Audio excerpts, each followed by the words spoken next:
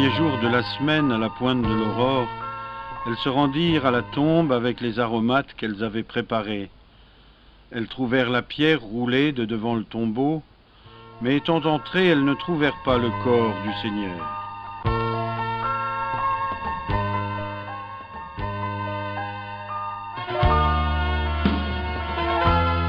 Elles ne savaient qu'en penser, quand deux hommes leur apparurent en habits éblouissants.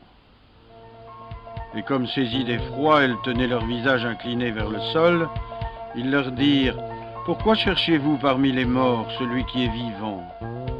Il n'est pas ici, il est ressuscité. Rappelez-vous comme il vous a parlé lorsqu'il était encore en Galilée. Il faut, disait-il, que le Fils de l'homme soit livré aux mains des pécheurs, qu'il soit crucifié et qu'il ressuscite le troisième jour. » Et elles se rappelèrent ces paroles. À leur retour du tombeau, elles rapportèrent tout cela aux 11, ainsi qu'à tous les autres. C'était Marie de Magdala, Jeanne et Marie, mère de Jacques. Les autres femmes qui étaient avec elles le dirent aussi aux apôtres. Mais ces propos leur semblèrent pur radotage. Ils ne les crurent pas. Pierre cependant partit et courut au tombeau, mais se penchant, il ne vit que des bandelettes, et il s'en retourna chez lui, tout surpris de ce qui était arrivé.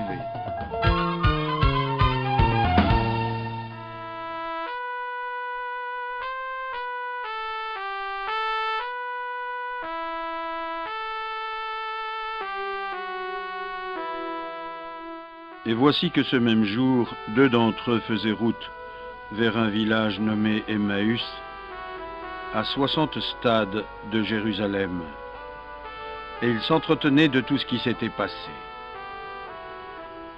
Or, tandis qu'ils parlaient et discutaient ensemble, Jésus en personne s'approcha et marcha avec eux.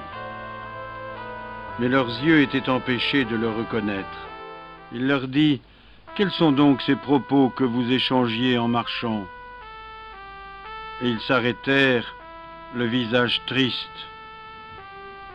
L'un d'eux, nommé Cléophas, lui répondit « Tu es bien le seul habitant de Jérusalem à ignorer ce qui s'est passé ces jours-ci. » « Quoi donc ?» leur dit-il. Ils lui répondirent « Ce qui est advenu à Jésus le Nazarénien, qui s'était montré un prophète puissant en action et en parole devant Dieu et devant le peuple. Comment nos grands prêtres et nos chefs l'ont livré pour être condamné à mort et l'ont crucifié. Nous espérions, nous, que c'était lui qui délivrerait Israël. Mais avec tout cela, voilà 2 jours que ces choses se sont passées. Quelques femmes qui sont des nôtres nous ont, il est vrai, bouleversés, s'étant rendues de grand matin au tombeau, n'y ayant pas trouvé son corps. Elles sont venues nous dire que des anges leur étaient apparus, qui le déclarent vivant. Quelques-uns des nôtres sont allés au tombeau et ont trouvé les choses comme les femmes l'avaient dit, mais lui, ils ne l'ont pas vu. Alors il leur dit, « Esprit sans intelligence, lent à croire tout ce qu'ont annoncé les prophètes, ne fallait-il pas que le Christ endurât ses souffrances pour entrer dans sa gloire? Et commençant par Moïse et parcourant les prophètes, il leur interpréta dans toutes les Écritures ce qui le concernait. Quand ils furent près du village où il se rendait, il fit semblant d'aller plus loin. Mais ils le pressèrent en disant « Reste avec nous. Le soir tombe, déjà le jour touche à sa fin. » Il entra donc pour rester avec eux.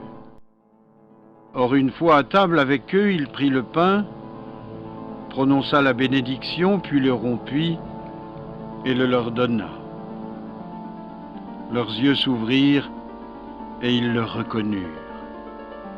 Mais il avait disparu de devant eux. Et ils se dirent l'un à l'autre, « Notre cœur n'était-il pas tout brûlant au-dedans de nous ?» tandis qu'il nous parlait en chemin et qu'il nous expliquait les Écritures.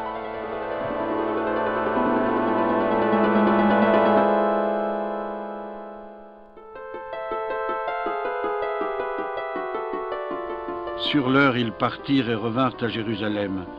Ils y trouvèrent réunis les 11 et leurs compagnons qui leur dirent « C'est vrai, le Seigneur est ressuscité, il est apparu à Simon !» Et eux de raconter ce qui s'était passé en chemin et comment ils l'avaient reconnu à la fraction du pain. Il parlait encore quand il se tint en personne au milieu d'eux et leur dit « La paix soit sur vous ». Saisis de stupeur et d'effroi, ils s'imaginaient voir un fantôme, mais il leur dit « Pourquoi ce trouble, pourquoi ces doutes s'élèvent-ils en vos cœurs? Regardez mes mains, mes pieds, c'est bien moi. Touchez-moi. Rendez-vous compte qu'un fantôme n'a ni de chair ni d'os comme vous voyez que j'en ai. » Ce disant, il leur montra ses mains et ses pieds. Et comme dans leur joie, ils se refusaient à croire et demeuraient ébahis, il leur dit « Avez-vous ici quelque chose à manger ?» Ils lui présentèrent un morceau de poisson grillé. Il le prit et le mangea sous leurs yeux. Puis il leur dit « Telles sont bien les paroles que je vous ai dites quand j'étais encore avec vous.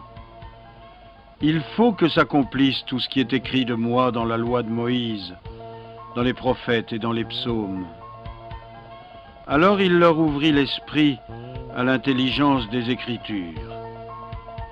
Et il leur dit « Ainsi était-il écrit que le Christ souffrirait et ressusciterait d'entre les morts le 3e jour, et qu'en son nom le repentir en vue de la rémission des péchés serait proclamé à toutes les nations, à commencer par Jérusalem. De cela, vous êtes les témoins.